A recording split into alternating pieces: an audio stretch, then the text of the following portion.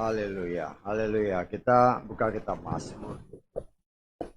Mazmur pasal ke-1. Kita baca semua ayat ya, 1 sampai ke 6. Mazmur 1 ayat 1 sampai ke 6. Kita baca semua ayat bersama. Sebagaimana tertulis di depan. Kita baca bersama 3, 4. Berbahagialah orang yang tidak berjalan menurut nasihat orang fasik, dan tidak berdiri di jalan orang berdosa, dan tidak duduk dalam kumpulan pencemooh. Namun kesukaannya hanya pada Torah Yahweh, dan dia memeditasikan Torahnya siang dan malam. Dan dia akan menjadi seperti pohon yang ditanam di tepi aliran-aliran air, yang akan menghasilkan buahnya pada musimnya, dan yang tidak akan layu daunnya, dan semua yang ia kerjakan akan menghasilkan. Orang yang fasik tidak seperti itu, melainkan seperti sekam yang dapat angin terbangkan. Oleh sebab itu orang fasik tidak dapat bertahan dalam penghakiman. Demikian juga orang-orang berdosa dalam kumpulan orang benar. Sebab Yahweh mengenal jalan orang benar, tetapi jalan orang fasik akan binasa. Amin. Silakan duduk. Puji Bapa Yahweh, kita mengucap syukur ya. Oleh kemurahan Tuhan, berbahagialah ya. Tapi kalau di terjemahan King James agak beda ya. Coba kita lihat satu ayat ini aja. Dalam terjemahan King James ayat 1 ini ya. Blessed is the man that walk not in the counsel of the ungodly ya. Nah, saya mau kasih lihat ya, di sini kan kita berbahagia. Tapi dalam terjemahan lain itu blessed artinya diberkatilah ya. Diberkatilah orang ya, yang tidak berjalan menurut nasihat orang ungodly. Fasik itu ungodly, orang yang tidak percaya kepada Tuhan, yang tidak beriman ya. Kalau kita coba cari di terjemahan itu, fasik itu apa sih fasik itu ya? Ya macam-macam ceritanya. Tapi kalau kita coba ambil dari bahasa lain ya, kalau dikatakan ungodly berarti kan orang yang tidak percaya kepada Tuhan. Ya artinya ya Tuhan mengingatkan kepada saudara dan saya, kita akan diberkati kalau kita tidak berjalan menurut nasihat. Ya nasihat itu kan semacam wejangan. Ya semacam ya perkataan-perkataan dari orang-orang. Kalau berdasarkan ayat-ayat ini, kalau kita tidak berjalan menurut nasihat orang yang tidak percaya kepada Tuhan, ya.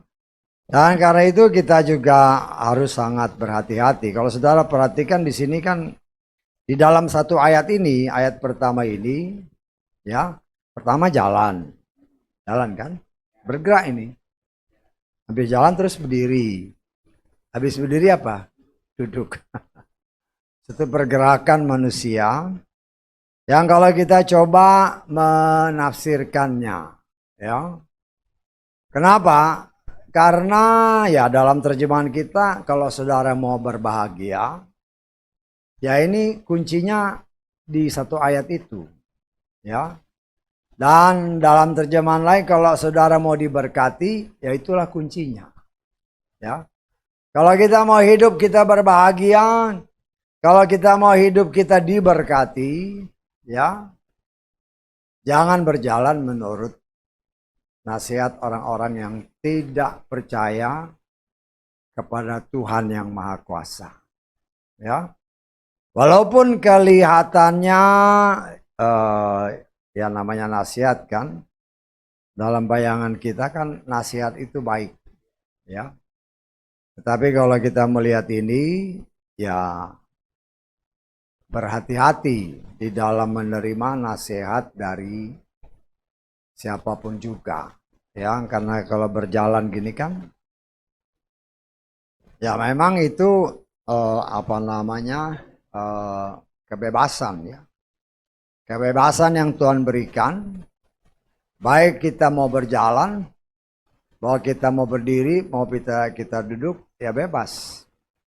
Bebas memilih yang mana yang kita mau pilih.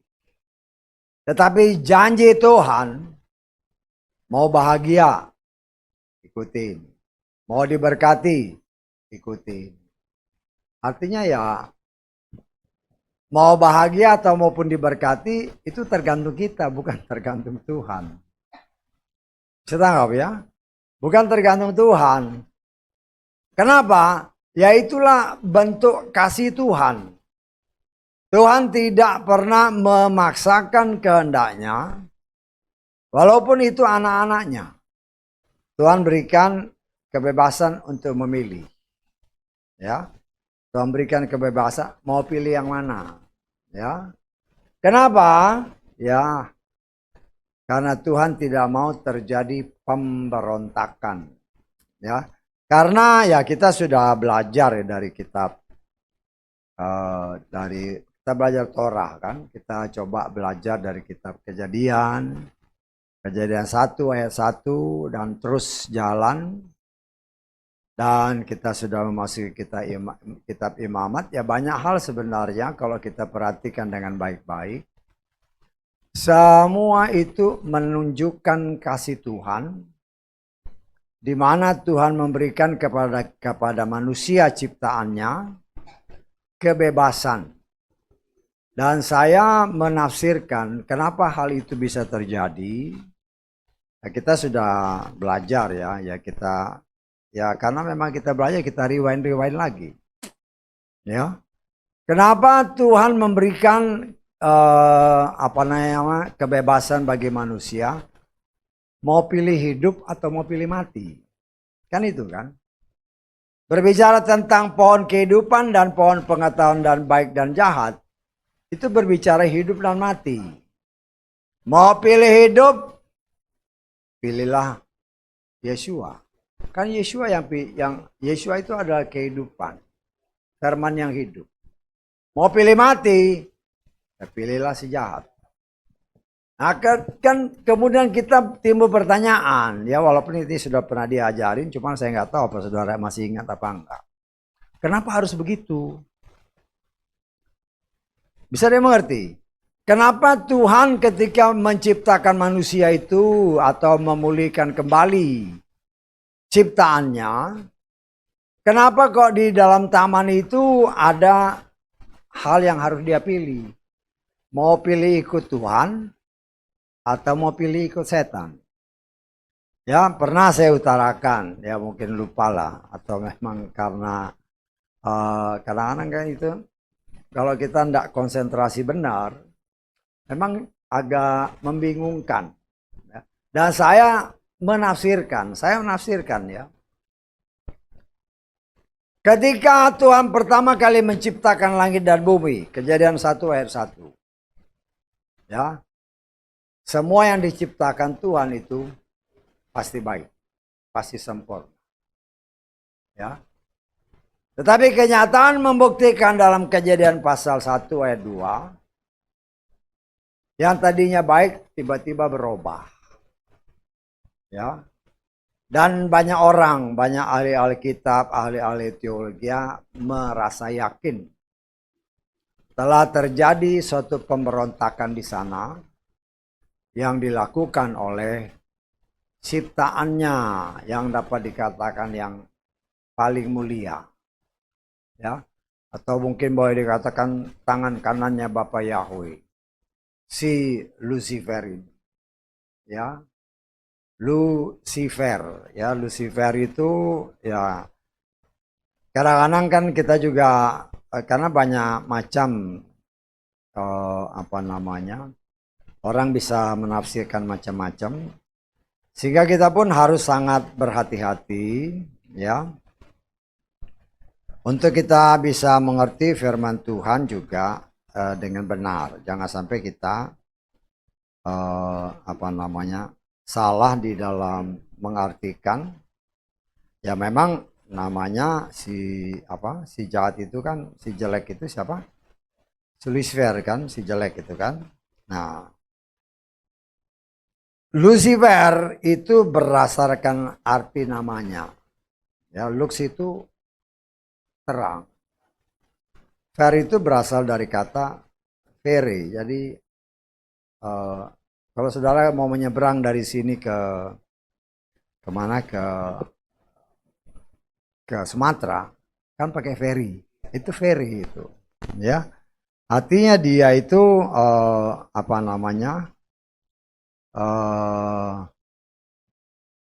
sesuatu yang membawa terang. Karena itu jangan heran kalau ada terjemahannya yang menyatakan dia itu bintang. Kan di dalam terjemahan di dalam kitab Yesaya juga dikatakan Helal ben Sakar, ya. Helal itu bintang timur, ben Sakar itu ya, ben itu anak, Sakar itu fajar. Ya. Bintang terang. Dia pembawa terang tadinya. Ya, Lucifer itu, lux itu terang. Jadi kalau saudara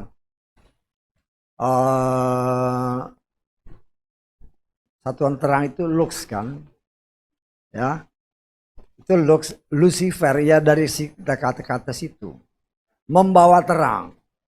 Jadi seharusnya dia memang membawa terang.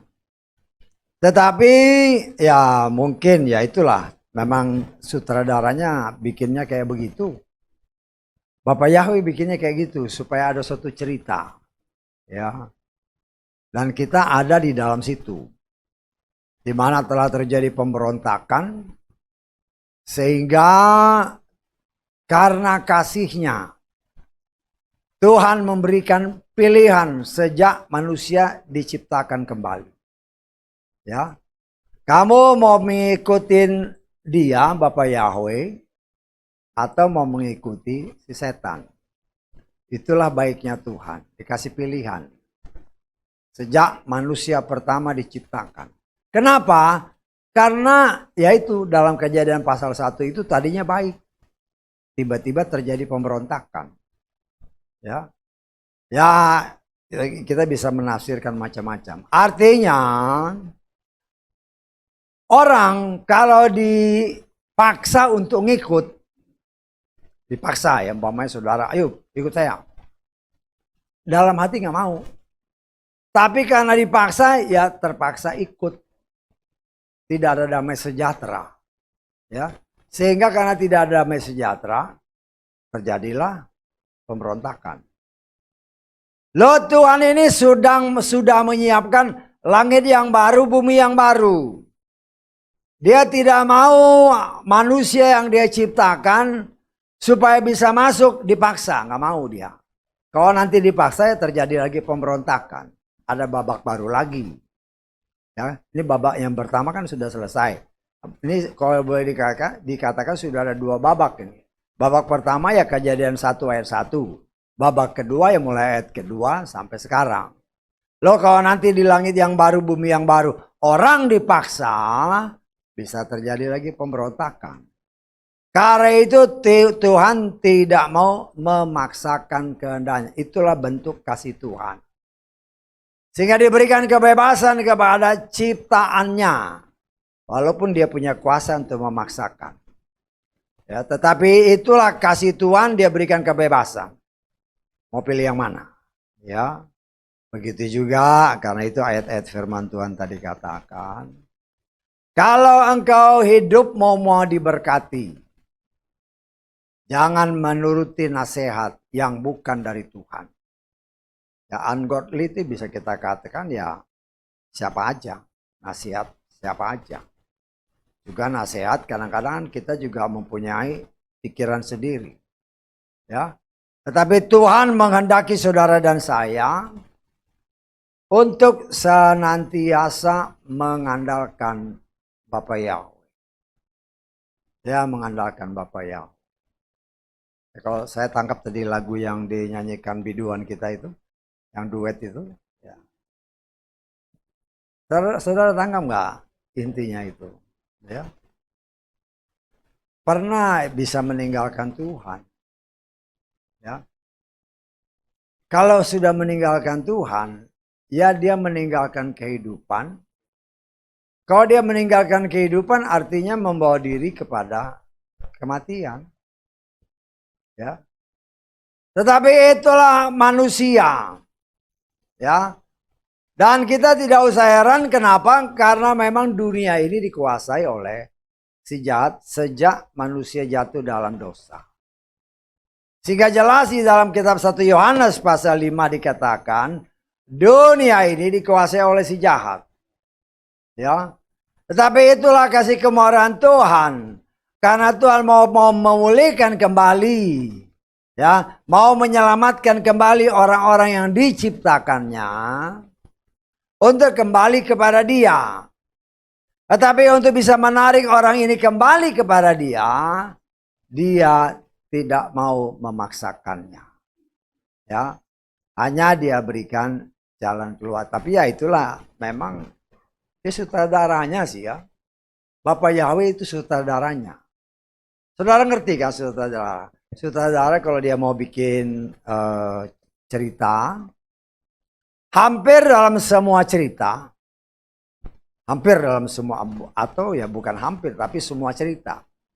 Dalam semua cerita, film-film segala macam, ya, sinetron-sinetron, ya segala macam cerita lah. Buku-buku, pasti ada yang baik, ada yang jahat. Betul nggak? Kenapa? Dia niru Tuhan sebenarnya. Dia niru Tuhan. Ada yang baik, ada yang jahat. Loh, karena dia yang menciptakan cerita ini, makanya dia tentukan dalam film umpamanya kan. Oke, yang baik itu si ini. Yang jahat ini.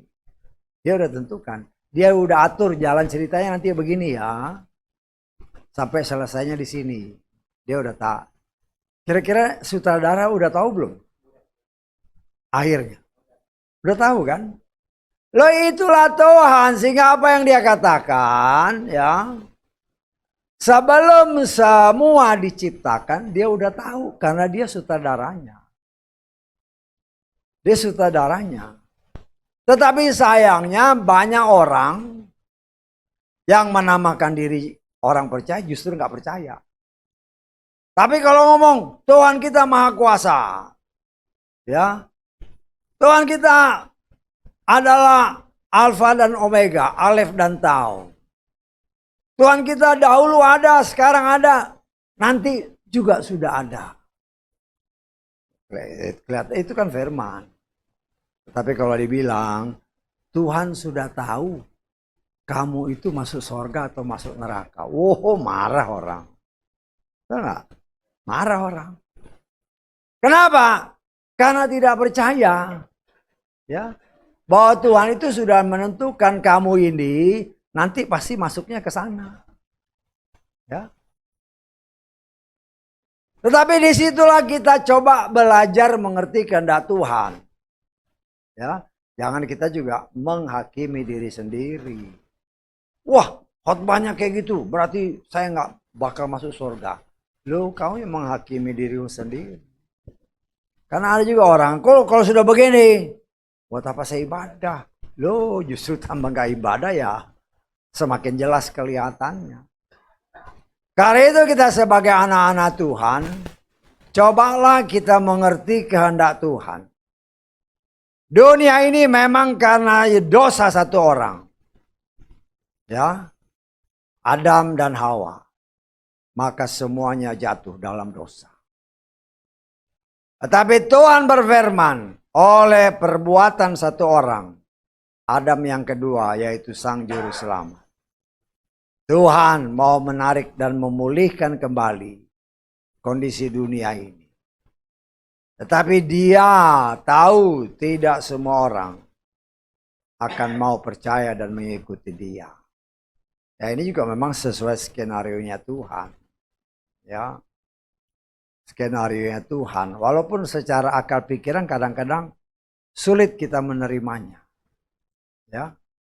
Tetapi Tuhan memberikan kita rohnya supaya kita mampu untuk percaya, ya, untuk percaya bahwa Tuhan yang kita sembah yang bernama Yahweh, Dia sanggup untuk menyelamatkan kita dan memasukkan kita, menyiapkan kita untuk ada di langit yang baru, bumi yang baru.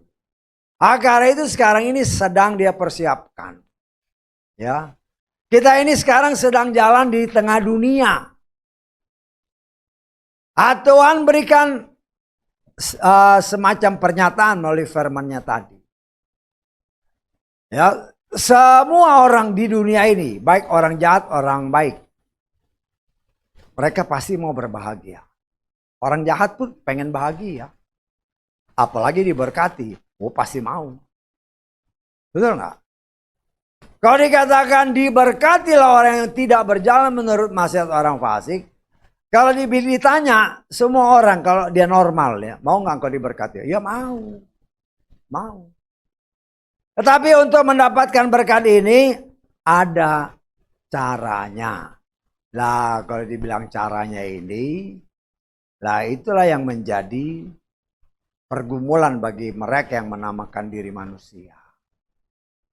Tuhan mau memberkati semua orang. Kenapa? Karena orang itu diciptakan serupa dan segambar dengan Dia. Dia menghendaki manusia itu hidup berbahagia.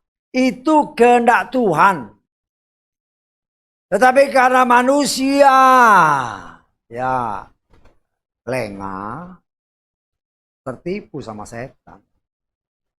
Ya. Kita harus ingat ya. Ketika Hawa dan Adam jatuh dalam dosa atau tertipu sama setan, mereka itu masih kudus. Betul nggak? Masih kudus. Masih kudus. Tetapi betapa liciknya si setan. Yang kudus saja bisa dia tipu.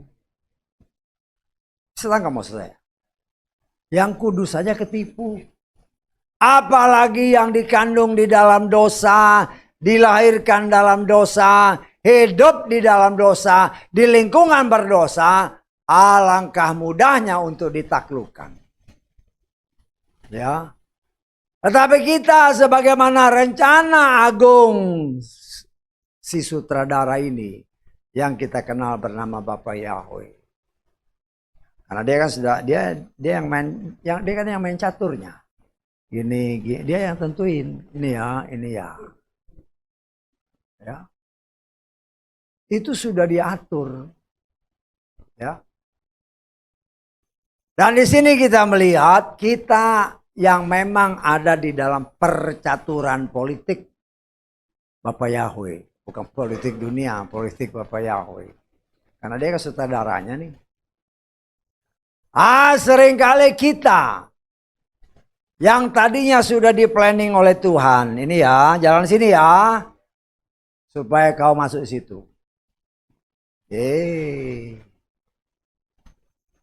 Mengikuti nasihat orang fasik. Tuhan ya, contohkan bangsa Israel. Kita sudah berkali-kali diingatkan. Torah itu bayangan. Wujud nyatanya ya sekarang kita ini. Ya. Bangsa Israel kan sudah ditunjuk. Ini ya tanah perjanjian, jalannya ini. Ya. Tapi mereka berontak. Sudah sampai di depan pintu. Tinggal selangkah lagi maju, malah memberontak. Ya. Karena pemberontakan, yang jalan yang ya kan mereka sudah diambang pintu, tinggal masuk tanah Kanaan.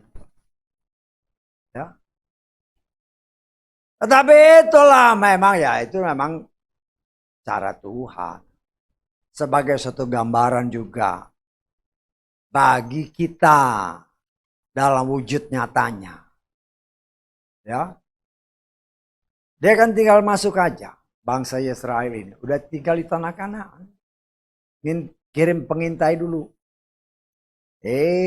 Pengintainya membuat cerita yang macam-macam yang menakutkan. Padahal di dalam perjalanan dari Mesir ke tanah perjanjian, begitu banyak mujizat yang Tuhan kerjakan. Begitu tinggal masuk, ada berita-berita negatif dari sana bahwa orangnya begini-begini, raksasa segala macam, membuat mereka gemetar, lupa apa yang sudah Tuhan lakukan sebelumnya dalam perjalanan. Sehingga mereka tidak percaya atau ragu-ragu untuk melangkah masuk ke tanah perjanjian. Karena ragu-ragu, Tuhan buat mereka muter-muter di situ-situ aja 40 tahun. Loh, itulah gambaran bayangannya. Gambaran yang sekarang kita hadapi ya sama aja. Ya, sama aja dengan kita saat ini. Sekian puluh tahun kita hidup ya, mungkin bergaul dengan Tuhan setelah pertobatan dengan berbagai macam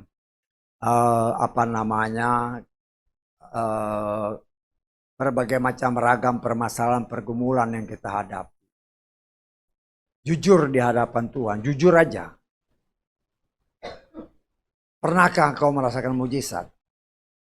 Pertolongan Tuhan. Pasti semua ada, pasti semua menghadapi. Ya. Tetapi ada masalah. Tuhan senantiasa tolong. Betul nggak? Karena itu ada kesaksian. Kesaksian itu kenapa? Menyaksikan betapa Tuhan luar biasa menolong saya.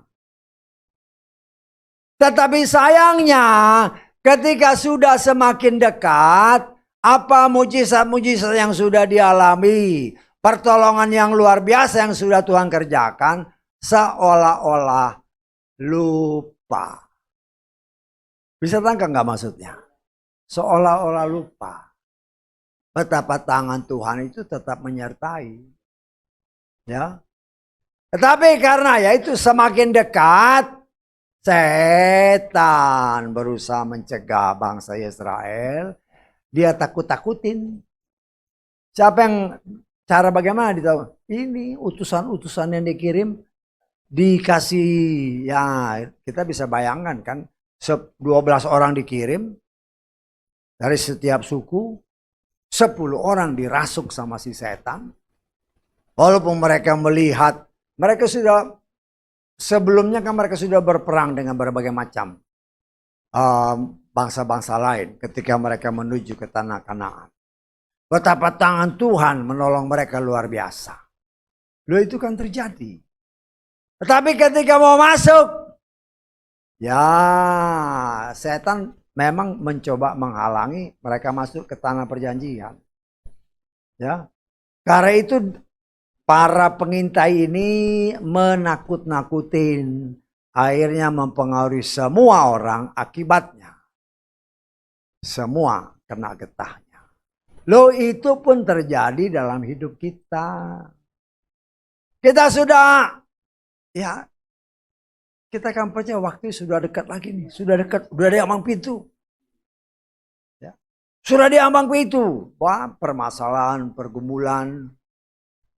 Ya sama dengan bangsa Israel. Permasalahan, pergumulan Tuhan izinkan terjadi. Dan kita sayangnya ngikut-ngikut mereka. Lupa bahwa sebelumnya kita mengalami betapa tangan Tuhan senantiasa membela kita. Kalau kita mengingat semua itu dan percaya bahwa Tuhan tidak pernah meninggalkan anak-anaknya.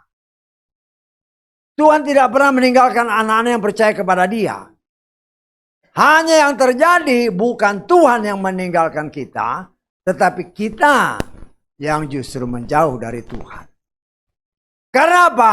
Karena lebih percaya dengan apa yang kita lihat. Di ungodly creature ini, ya makhluk-makhluk yang macam-macam. Orang fasik. Kita sedang berjalan menuju tanah perjanjian. Oh, bermacam-macam godaan. Bermacam-macam godaan yang kita lihat membuat kita ragu-ragu. Ya, iman kita mulai melenceng-melenceng. Ya. Kan seringkali kita dengar. Kan saya sebagai pelayan Tuhan kan juga, oh seringkali kan kita dengar kesaksian, semua disaksikan. Terus giliran beberapa waktu kemudian ada lagi masalah. Kok jadi melempem? Kok lupa bahwa Tuhan itu tidak berubah? Tuhan itu tidak berubah. Kalau dia dulu tolong, sekarang pun kalau kita tetap percaya kepada dia tetap tolong. Hanya kenyataan yang terjadi adalah seolah-olah apa yang terjadi dahulu sudah dilupakan. Ya, lupa bahwa Tuhan itu tidak pernah meninggalkan anak-anak yang berharap kepadanya. Karena itu Tuhan pada pagi ini mengingatkan kembali kepada saudara dan saya. Kalau engkau mau berbahagia, kalau engkau mau hidupmu diberkati, kalau mau usahamu diberkati, pekerjaanmu diberkati, dengarkan suara Tuhan. Jangan dengarkan suara setan. Tetapi orang lebih banyak mendengar suara setan terlebih dari suara Tuhan. Lebih percaya kepada si jahat daripada dia yang kudus. Tuhan tidak pernah paksa. Tuhan berikan kepada kita kebebasan mau pilih yang mana. Mau ikut nasihat Tuhan, perintah Tuhan, kan kita sudah belajar aturan perintah ketetapan. Atau karena setan berusaha mencegahnya, dia seolah-olah membuat kita melihat hal-hal yang menakutkan, akhirnya iman kita mengendor. Ya, mengendor. Apalagi habis itu disertai dengan kegagalan-kegagalan. Waduh, tambah bertanya-tanya, aduh ini Tuhan dengar gak sih doaku? Tuhan itu selalu mendengar doa anak-anaknya, pasti. Tapi gak dijawab. Waktu Tuhan bukan waktu. Kita belajar dari apa yang tertulis. Setiap paling sedikit, setiap minggu, Sabat, hari Minggu kita dengar firman. Dengar firman, terus kita berubah enggak? Ingat ya, sekarang ini sampai minggu nanti itu sudah waktunya sudah lebih dekat lagi.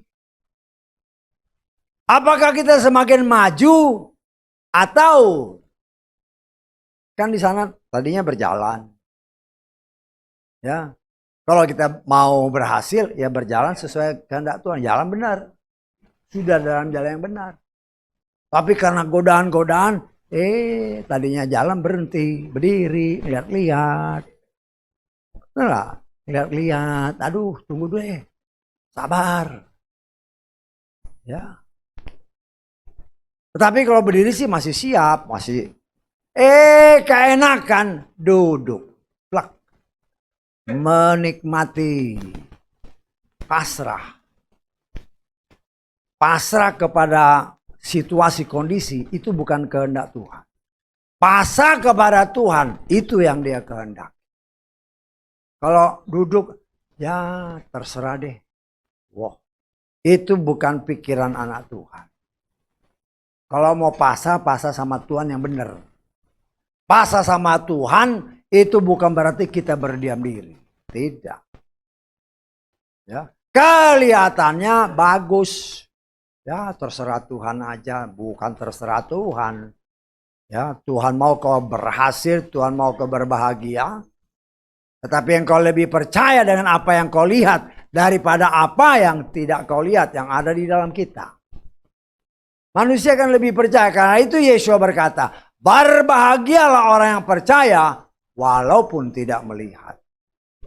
Lah itulah yang memang sangat sulit. Karena itu kita sedang dibentuk oleh Tuhan. Tuhan kita memang kita tidak lihat, tetapi kita harus akui, kita rasakan kuasanya bekerja. Sehingga ketika kita dalam masalah, senantiasa kalau dalam istilah kasarnya itu, dalam lubuk hati yang terdalam ada suara yang berbicara.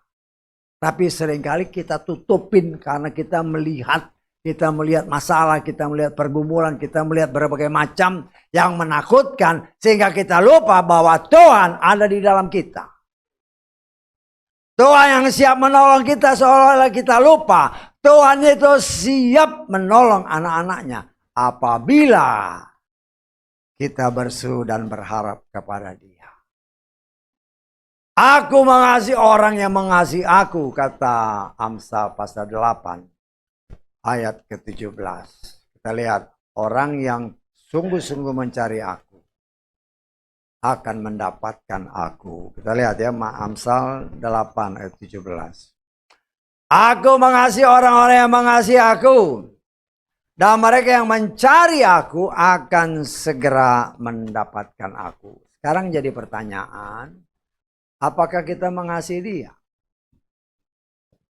Apakah kita mengasihi Dia? Kalau engkau mengasihi Dia, kalau kita mengasihi Dia, lakukanlah semua perintah. Perintah yang mana? Semua dari Kejadian sampai Wahyu. Yang mana? Ya baca. Gak pernah dibaca ya gak mana.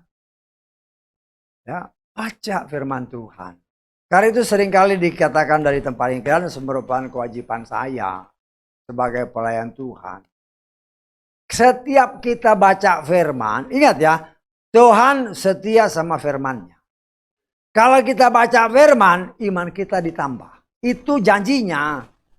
Jadi jangan sepelekan firman, jangan remehkan. Semalam kan kita belajar. Jangan meremehkan firman, kata Amsal 13 ayat 13. Orang yang meremehkan firman akan dibinasakan. Tuhan itu setia sama firman-Nya. Engkau meremehkan firman, engkau binasa. Bisa tangkap nggak? Karena itu Tuhan mau kita baca dan percaya bahwa firman-Nya itu adalah pribadinya yang sanggup menolong kita. Kalau Dia berkata mau bahagia, mau diberkati, ya berjalanlah sesuai jalan Tuhan. Jangan berdiri di tempatmu, berdiri di dalam kehidupan orang yang tidak benar. Kita harus bertindak, kita yang harus berjalan. Yang menentukan kita melangkah itu adalah Tuhan yang ada di dalam kita. Ayo jalan. Jalan ke kanan, jalan ke kiri. Ketika kita jalan, perhatikan. Ya, perhatikan. Ya, kalau kita jalan di jalan raya kan, apa yang diperhatikan? Rambu-rambunya diperhatikan. Jangan ada tanda larangan gak boleh jalan, kau serobot aja. Tabrak, siapa yang salah? Oh tadi aku sudah berdoa, udah tahu salah. Jangan nyalain Tuhan. Aku tadi udah berdoa. Kan banyak orang seperti menyalahkan Tuhan. Tuhan itu tidak salah. Kalau ada sesuatu yang menurut kita kurang baik, koreksi diri kita. Kenapa begini? Ya, kenapa begini? Tuhan mengajar saudara dan saya untuk terus-menerus koreksi diri. Ya, ketika kita jalan, kita lihat di dalam Yeremia 31 ayat ke-21. Persiapkanlah rambu-rambu jalan bagimu, buatlah tanda-tanda jaga bagi dirimu. Arahkan hatimu ke jalan raya, bahkan ke jalan engkau pergi. Kembalilah hai dari Israel, berbaliklah ke kotamu itu. Perhatikan baik-baik. Ya, dikatakan coba lihat tadi ayat 31 tadi, ayat 21. Persiapkanlah rambu-rambu jalan bagimu. Siapa yang nyiapin? Kita yang nyiapin. Ya, kan ini Tuhan sudah tahu kasih ini firman-Nya ya. Loh, kita yang harus jaga diri. Kan di sana dikatakan, buatlah tanda-tanda. Tanda itu yaitu firman yang harus kita ikuti. Jangan engkau melewati tanda-tanda yang sudah dibuat oleh Tuhan. Tetapi di dalam menjalani hidup ini ingat ada rambu-rambunya. Jangan kau lewati. Ya. Tetapi kenyataan membuktikan seringkali kita melanggar rambu-rambu. Sudah melanggar, nyalain Tuhan. Lah, bagaimana orang ini? Ya. Nah, kita belajar apabila mungkin saja dalam pekerjaan kita, dalam usaha, dalam kehidupan kita bisa gagal. Koreksi diri, kok bisa gagal sih? Jangan nyalain Tuhan, koreksi diri sendiri. Kenapa? Apa yang salah ya? Apa yang salah? Dia ditrace balik ke belakang. Ya, sama seperti umpamanya kita troubleshooting kendaraan-kendaraan atau alat-alat kan, kita pelajari apa sih yang salah nih? Apa sih yang salah? Lah kita harus bisa melihat dengan benar. Kita coba mengoreksi diri kita. Jangan nyalain Tuhan. Jangan. Karena Tuhan sudah, ini kan janji Tuhan. Mau bahagia, mau diberkati. Nah ini caranya. Nah kita tinggal mengikuti petunjuk-petunjuk ini. Ya. Karena firman Tuhan memang sangat jelas ya. Kalau sudah perhatikan kalau doa kan, oh biar kita berhasil dan menghasilkan. Ya ini kan dikutip dari sini. Tetapi masalahnya, apakah kita benar-benar seperti apa yang dikatakan di dalam ayat ayat kedua ini? Kesukaannya adalah Torah Yahweh dan memeditasikannya siang malam. Saya lebih cenderung memakai meditasi daripada merenungkan ya. Di dalam kitab King James katakan meditate day and night. Artinya memeditasi. Orang meditasi, ya saudara nggak tahu kalau biasanya yang meditasi itu orang-orang Buddha, orang Hindu. Mereka meditasi. Ya saya tahu ya karena banyak waktu saya di sana itu kan di Myanmar itu kan orang Buddha. Ya kadang-kadang saya nanya, Pak, dia kan suka minta izin. Ya karena saya atasannya, Pak saya mau meditasi. Ya, saya iseng nanya kan, kamu meditasi itu mikirin apa? Tanya lah. Saya tanya kan, meditasi itu kamu mikirin apa? Ya cuman pengen tahu aja. Ya saya kadang-kadang nanya sama mereka, kamu tuh kalau mati kemana? Ya tergantung Pak, kalau saya baik, saya ke atas. Di atas kemana? Lo itu kepercayaan mereka. Terus kalau nggak baik mungkin saya karena itu di sana ada ular masuk ke rumahmu, itu dia nggak bunuh, dia usir. Kenapa? Kalau saya mati takut saya jadi seperti itu. Lo itu iman mereka. Ya saya dalam hal ini belajar ya karena itu kan kepercayaan mereka. Nah dalam satu sisi kalau kamu meditasi, apa yang kamu meditasi? Mereka menekuni sesuai dengan iman mereka. Karena itu di dalam kita membaca firman ini juga memusatkan seluruh keberadaan kita. Apa sih maksud Tuhan dengan firmannya ini? Apa maksudnya? Semua orang baik, orang jahat, dia mau bahagia. Dia mau diberkati. Tetapi Tuhan saudara dan saya tunjukkan jalannya. Mau bahagia, mau diberkati. Ini jalannya ya. Jangan kau jalan ikuti jalannya orang-orang fasik. Jangan kau beri di jalannya orang berdosa. Jangan kau duduk lagi di tengah-tengah pencemooh. Ya kan sekarang ini kan banyak yang pencemooh. Kalau ya istilah kerennya dibully. Waduh. Itu kan pencemooh. Jelek-jelekan orang. Belum tentu yang dia jeleknya itu lebih jelek dari dia. Mungkin yang ngomong ngejelekin orang dia lebih jelek dari orang yang dia ngomongin itu. Kita belajar, ingat siapapun dia itu ciptaan Tuhan. Karena itu kita belajar sesuai apa yang dikatakan Tuhan. Kasihilah sesamamu seperti dirimu sendiri. Karena orang yang kau benci belum tentu dibenci Tuhan. Contoh. Saul itu sangat membenci Daud.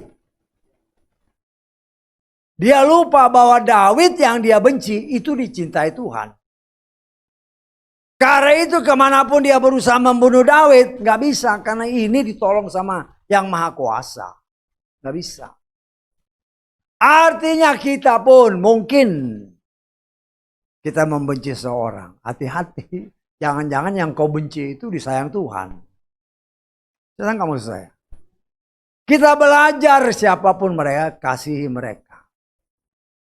Kasih dalam arti kata mungkin kita membenci perbuatan mereka. Karena perbuatannya ya kita mengasihi orangnya. Tapi perbuatannya dia suka nyuri, dia suka bohong. Ya itu yang kita benci. Artinya jangan sampai kita ikut-ikutan. Orang nyuri kok ikut nyuri. Orang bohong kok ikut. Ya itu yang kita benci. Tetapi orangnya jangan kau benci. Kasih dia kalau perlu menyampaikan firman. Supaya firman itu yang menegur dia. Bukan kita yang negur firman. Kita yang negur hilang. Tapi kalau firman yang menegur, firman itu hidup. Firman itu sanggup menyelamatkan.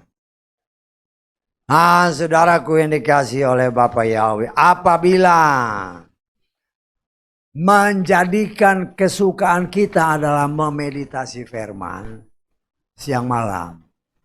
Suka baca firman enggak? Lo jujur aja. Apakah kita baca firman Tuhan siang dan malam? Apakah baca asal baca aja? Baca hari ini, baca nih. Baca pagi kan? Ntar kalau siang ditanya, tadi pagi baca apa? Aduh apa ya? Lupa.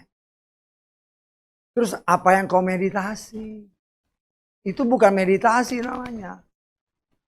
Kalau meditasi ketika kita baca pagi, ketika ditanya orang, tadi kau baca apa? Langsung bisa menjawab. Tetapi kenyataan membuktikan. Aku baca, tapi lupa yang aku baca. Aduh. Bagaimana ini? Ya itu masih agak mendingan lah daripada yang nggak baca sama sekali. Nah saya nggak tahu, saudara kan yang tahu baca firman nggak? Saya sebagai pelayan Tuhan hanya bisa menginginkan baca. Walaupun satu ayat baca yang benar, meditasi yang benar. Karena apa yang kita baca itu bisa menambah iman kita. Itu janjinya. Ya. Terlebih waktunya sudah semakin dekat, apa bekal kita untuk datang kepada Dia. Kalau iman kita masih rendah, ingat ya, kalau kita baca firman imannya naik. Ya. Semakin naik, semakin dekat dengan Tuhan. Semakin kita semakin dekat, semakin jelas suaranya. Sehingga ketika dia manggil, ayo Leo naik. Oh Tuhan, puji Bapa Yahweh. Kadang-kadang saya mikir, karena tadi Ibu Maria kan. Saya kadang-kadang mikir gini, umurku 70 tahun. Kalau kuat 80 tahun. Dalam hati saya nih, udah masuk standar. Udah masuk standar ya. Kalau memang Tuhan bilang ya. Artinya yang belum standar ya berusaha hidup yang benar. Supaya masuk standar. Standarnya kan 70. 70. Standarnya ya tinggal waktu Tuhan. Ya terserah Tuhan. Ya.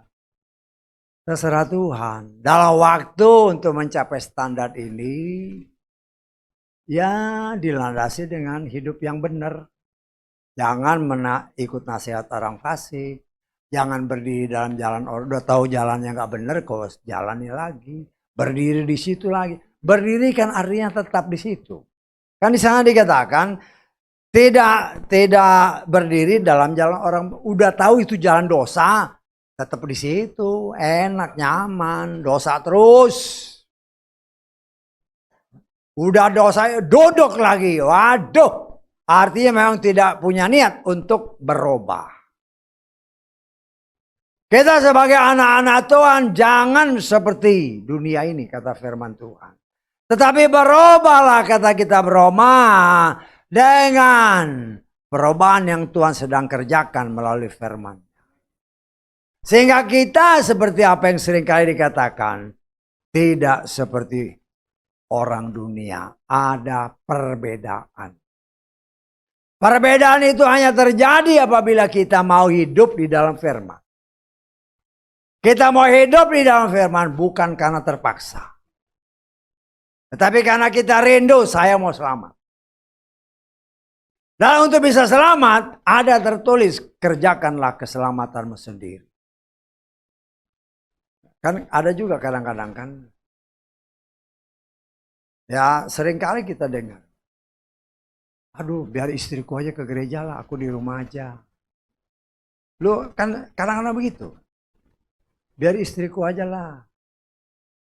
Lu kan kitab Filipi kan jelas. Kerjakanlah keselamatanmu sendiri. Istrimu rajin ke gereja, ya terus-menerus dipulihkan, ketika pengangkatan engkau ketinggalan. Atau sebaliknya sama aja. Ya. Kita sedang dalam perlombaan. Dalam perlombaan yang diwajibkan bagi saudara dan saya. Karena terlebih waktunya sudah semakin dekat. Tetapi Tuhan tidak pernah memaksakan. Tuhan hanya memberikan semacam nasihat di sini. Anak-anak Tuhan, ayo hidup seperti orang pohon yang ditanam di tepi aliran air. Setiap pohon yang ditanam dekat aliran air pasti subur. Pasti subur. Ya. Subur dan menghasilkan buah, itulah yang Tuhan kehendaki. Siapa aliran air kita adalah Yesua sendiri. Firman yang hidup. Semakin kita dekat dengan aliran air, sungai kehidupan, semakin kita bertumbuh subur. Semakin kita jauh dari sumber air, ya kena sinar matahari, ya sudah, gampang layu dan binasa. Karena itu kita terus diajar, diingatkan oleh Tuhan. Ya, supaya jangan kita membawa diri kita menjauh dari Tuhan. Jangan, waktunya sudah sebentar lagi. Jangan terlambat. Jangan terlambat. Ya. Apapun situasi dan kondisi kita saat ini, berjalanlah dalam kebenaran. Kita akan punya banyak rencana. Rencana ini, rencananya boleh banyak rencana, kan itu bagus. Tetapi masalahnya apakah rencana ini kau serahkan sama Tuhan? Atau kau mau jalan dengan pikiranmu sendiri? Kita lihat dalam Mazmur pasal ke-37. Ayat ke-5.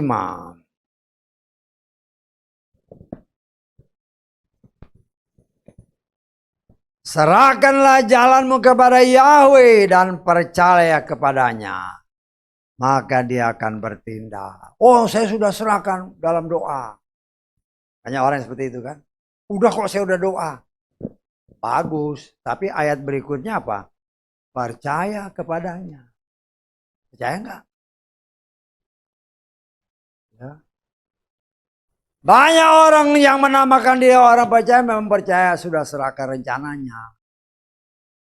Tapi tidak percaya seutuhnya.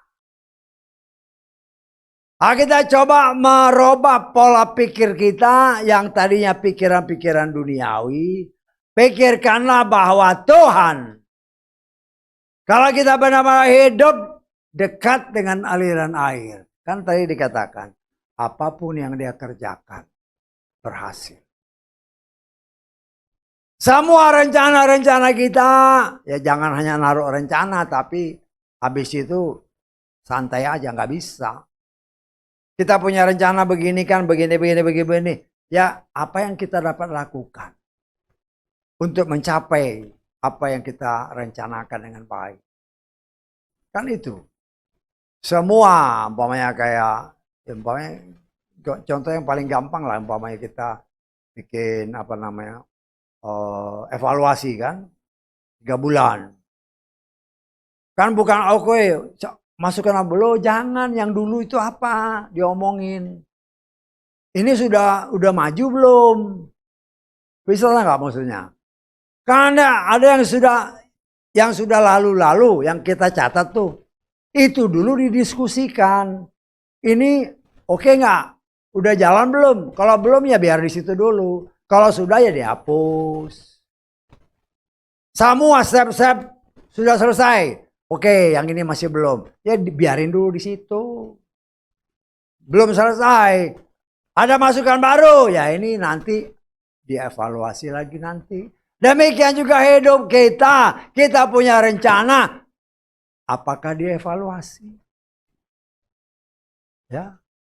Terus menerus dikoreksi supaya kita ini tahu perkembangan kehidupan kita ini, iman kita ini semakin maju atau tinggal tetap tidak berubah. Loh, kita kan harus mengevaluasinya sendiri. Kita harus satu hal yang harus kita ingat, Tuhan mau saudara dan saya maju. Tuhan mau saudara dan saya berhasil. Itu keinginan Tuhan.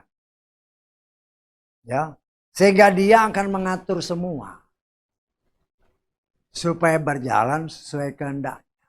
Tadi kan rambu-rambunya dipasang, tanda-tandanya dipasang, sehingga ketika kita lewat, oh harus jalan sini, harus jalan sini, ya ikuti. Karena rambu-rambu itu saya percaya adalah kebenaran firman yang harus kita ikuti untuk mencapai suatu tujuan yang benar. Tuhan menghendaki saudara dan saya berhasil. Kalau berdoa kan amin, amin, amin. Jadi kepala bukan ekor. Tapi nggak mau usaha. Kan itu firman Tuhan. Kan setiap habis ibadah diberkati. Ulangan 28. Jadi kepala bukan ekor. Amin. Tapi jadi ekor melulu. Kenapa jadi ekor? Nggak ada usaha. Kita diberikan kemampuan, tapi usahanya nol. Usaha itu artinya kita punya kemampuan. Usaha nih kalau ya istilah teknis sedikit lah. Usaha itu artinya kita gerak nih. Itu usaha. Pokoknya saya dari sini ke sini itu ada usahanya. Kekuatan saya sama jarak itu usahanya. Ada demikian juga supaya kita maju. Harus ada pergerakan. Untuk bergerak ini ya kalau jalannya jauh, keringetan, yaitu pengorbanan kita. Yang harus kita lakukan untuk mencapai tujuan. Sehingga di dalam hidup kita semua ini kan punya rencana. Rencana.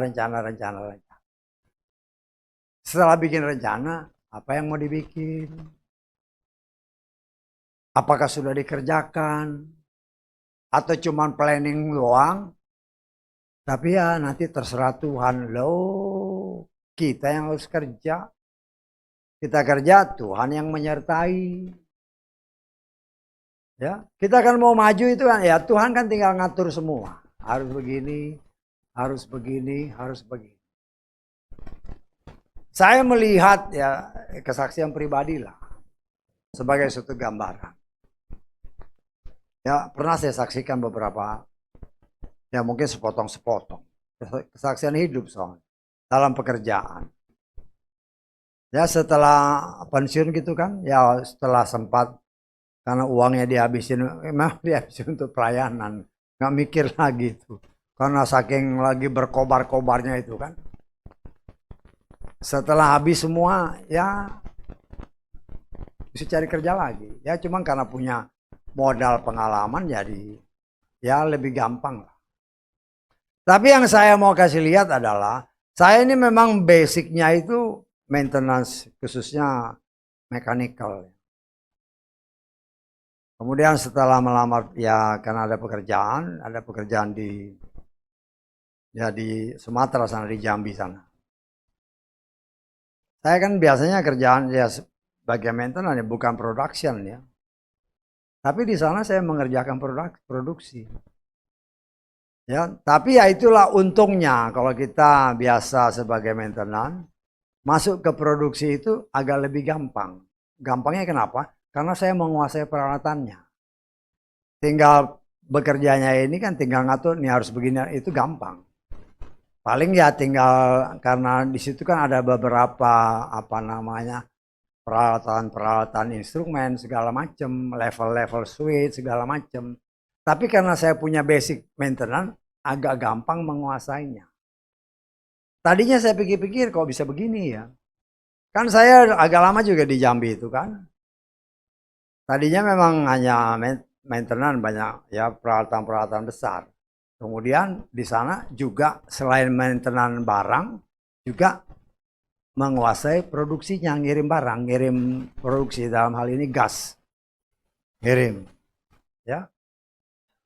Saya juga ya nggak ya karena pikir saya ya kerja aja kan. Tetapi saya coba merewind kembali cara Tuhan mengatur kehidupan saya pribadi. Ya. Setelah saya kerja di ini Jambi agak lama sih. Cuman di PGN kemudian ada perusahaan minyak lagi di Petrocina di situ. Kemudian cara Tuhan. Ya. Memberikan saya kesempatan ada perusahaan Petronas itu kan. Kemudian mereka punya proyek di mana di Myanmar sana yang mengekspor gas ke Thailand. Ya. Baru saya sadar rupanya saya di training Tuhan di Jambi untuk mengenangani pekerjaan di sana. Jadi mudah. Kan kalau dulu kan kita ya maintenance barang, bukan nggak ada produksi ya kita nggak produksi setelah selesai barang ini ya selain produksi yang melanjutkan. Tetapi selama saya di Jambi itu saya tanganin semua ya barangnya ya produksinya. Ternyata Tuhan sedang mempersiapkan saya untuk pekerjaan di Myanmar sana. Ya. Loh itu kan saya juga bergumul itu untuk pekerjaan di Myanmar. Hitung-hitungan kan karena namanya pekerjaan itu kan sifatnya kontrak. Saya mulai hitung-hitungan. Saya kerja di sini 10 tahun di Indonesia sama dengan saya kerja di luar itu cuma setahun. Belum mendingan kerja di sana. Betul nggak? Kerja di sana setahun, hasilnya sama dengan 10 tahun di sini. Artinya kalau saya setahun kerja di sana, mau yang nggak cocok, cari lagi di sini, masih muda. Tetapi itulah cara Tuhan. Kalau kita berserah sama dia yang ngatur semua. Ya, contoh ada tertulis. Daud tidak pernah membayangkan dia jadi raja, tidak pernah. Dia tidak pernah berpikir ketika dia menggembalakan domba, berdasar kesaksiannya kepada si Saul, raja waktu itu, hamba-mu ini melawan singa, melawan beruang. Ketika mereka, binatang-binatang buas ini menerkam domba. Hamba lawan, hamba bunuh semua. Dia tidak berpikir itulah cara Tuhan melatih dia untuk berperang melawan Goliat. Saya tangkap. Jadi semua itu diatur Tuhan tanpa Daud menyadari bahwa rencana Tuhan terhadap Daud ini harus terjadi. Demikian juga apa yang tadi saya ceritakan, demikian juga terhadap saudara masing-masing. Ya. Karena itu apapun yang Tuhan percayakan saat ini untuk dikerjakan, kerjakan dengan sungguh-sungguh. Kerjakan dengan sungguh-sungguh sementara terus berharap Tuhan. Ya. Kan kita ngomong sama Tuhan. Saya waktu habis pensiun itu ya karena wah lagi berkobar-kobar melayani ke daerah-daerah. Nggak mikir kalau duitnya keluar nggak ada yang masuk. Ya lama-lama habis lah. Ya. Tetapi kemudian terpikir. Saya juga waktu sebelum pensiun saya emang pensiun dipercepat istilahnya. Ya artinya yang mau ngambil, yang nggak mau ngambil ya udah. Ya terus di situ. Saya berpikir waktu itu. Ya kenapa saya mengambil pensiun dipercepat itu? Kalau saya terus di situ, ya saya akan berhitung ini anak saya yang kecil ini, di saya pensiun dia baru tamat SMA. Dia tamat SMA, mau masuk perguruan tinggi, dari mana duitnya? Betul nggak? Lo itu saya bergumul doa. Oh, hal ini bisa saudara alami juga. Jadi jangan mentok di situ, ya berdoa, Tuhan. Ini kalau saya pensiun, anakku yang bungsu baru tamat SMA. Ya Tuhan punya cara. Ada pensiun dipercepat. Saya dapat pesangon, cuman pesangonnya habis untuk pelayanan. Loh, tapi cara Tuhan dari situ saya bisa, ya namanya kontraktor segini pindah. Ya, tanpa terasa tahu dia selesai S2. Saya kuliah setahun sama dia. Artinya kuliah malam dia kan untuk S2-nya itu. Saya yang antar pulang pergi terus kuliahnya. Ya karena dia malam habis kerja kuliah di mana di IPB sana kan. Jadi, tapi ya saya melihat ya hasilnya ya paling sedikit kewajiban kami sebagai orang tua sekolahkan anak-anak ini. Ya. Ya setelah itu kan terserah mereka. Ya. Nah kita mengucap syukur itu pengalaman pribadiku. Semua kita punya masalah. Mereka keluarga-keluarga punya beban untuk anak-anak. Doakan anak-anak. Menangis di bawah kaki Bapak Yahweh. Ya itulah yang sering saya alami. Kadang-kadang saya sendiri kan nangis saja. Nangis jangan sama orang. Nangis sama orang diketawain. Nangis di bawah kaki Bapakmu. Dia ada tertulis air mata orang yang percaya. Berharga di mata Tuhan. Karena itu segala macam bentuk pergumulan yang Tuhan izinkan terjadi. Ingat. Itu untuk menambah iman kita. Kenapa? Karena ketika kita mengalami tantangan pencobaan begitu besar, kita akan berlutut di bawah kakinya dan kita melihat mujizat terjadi. Karena mujizat terjadi, iman kita ditambah. Oh, ternyata Tuhanku hidup. Ternyata Tuhanku tidak meninggalkan aku. Ternyata Tuhanku sanggup untuk menolong, memberikan jalan keluar yang tadinya aku tidak lihat. Itulah pengalaman. Karena itu saudaraku yang dikasih oleh Bapak Yahweh. Mari, janji Tuhan. Dia mau memberkati saudara dan saya. Dia mau membuat hidup saudara dan saya berhasil. Apa sekarang tindakan kita? Nah, itu kan tergantung kita. Engkau bercita-cita jadi ini, tapi nggak mau usaha. Sedang nggak? Nggak mau usaha. Gak mau usaha umpamanya, aduh, tadi saya ngomong sama ada anak Tuhan kan, kamu nanti cita-citanya jadi apa? Wah, aku mau jadi penyanyi di gereja, ini latihan yang bagus, ya. Tapi ya itulah kan masing-masing anak-anak Tuhan ya beda-beda. Banyak penyanyi yang terkenal itu nyanyinya di gereja duluan. Loh, tapi kan saya sebagai pelayan Tuhan hanya bisa menasehati. The decision is yours. Keputusan ada di tanganmu. Kalau kau anggap itu baik, ya lakukan. Kalau engkau anggap itu tidak baik, itu kan angin lalu aja. Nah, saya sebagai pelayan Tuhan, saya ya kadang-kadang sama anak-anak muda ini kan, ingat ya saya udah 70. Daya tampung ingatan saya ini kalau saya baca buku mungkin tinggal 10% yang bisa masuk. Tetapi saudara yang masih muda-muda ya, yang masih di bawah 50, 40, di otakmu itu masih banyak ruangan yang bisa kau isi dengan pengetahuan.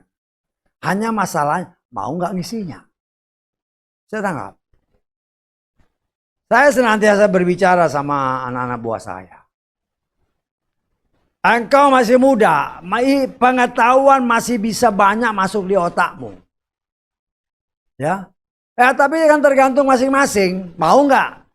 Kalau kau isi sebanyak-banyaknya, itu berguna bagimu. Tapi ya terserah. Demikian juga saudara dan saya saat ini. Kita masih punya banyak tempat yang tidak terbatas untuk firman. Tidak terbatas ya. Untuk firman. Kenapa? Karena firman itu hidup. Kalau pengetahuan terbatas. Pengetahuan-pengetahuan dunia. Tetapi pengetahuan tentang firman. Dia tidak terbatas. Tapi itu kan tergantung kita. Mau nggak nimba? Mau nggak timba? Kalau kita mau, Tuhan tinggal masukkan itu dalam jiwa kita. Ada tertulis, terimalah firman itu dengan lemah lembut, karena firman itu yang menyelamatkan jiwa kita. Itu dari segi rohani, segi jasmaninya juga sama-sama aja.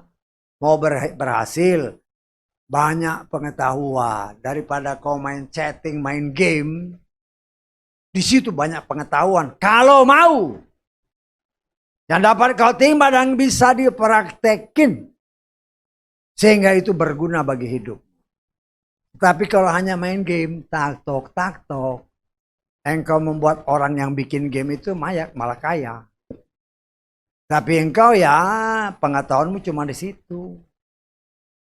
Karena itu mari saudaraku yang dikasih oleh Bapa Yahweh. Tuhan mengingatkan kita. Dia mau saudara dan saya maju. Dia mau saudara dan saya bahagia. Dia mau saudara dan saya diberkati. Ya, tetapi seperti yang saya katakan tadi, Tuhan itu kasih, dia tidak mau paksa. Keputusan ada di tangan kita pribadi. Semua dalam segi rohani, semua sudah disiapkan. Tetapi bagaimana kita merespon semua itu? Karena itu sebagai pelayan Tuhan, saya bisa katakan maju. Ya, apabila perkataan ini ya saya nggak ada maksud untuk menyakiti orang lah, nggak ada gunanya. Tapi saya coba membagi pengalaman ya supaya kita maju. Tuhan mau engkau diberkati. Tuhan mau kita saudara menjadi kepala bukan ekor.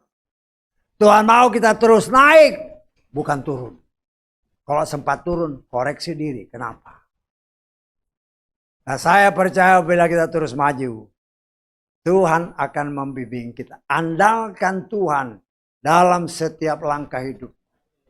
Andalkan dia. Kalau kita percaya kan tadi dalam Mazmur 37. Serahkan dan percaya. Banyak orang yang menyerahkan tapi nggak percaya. Atau ragu-ragu. Tapi kalau kita sudah serahkan, kita percaya. Percaya artinya bertindak. Apa yang dapat kau lakukan untuk mencapai apa yang kau cita-citakan. Haleluya.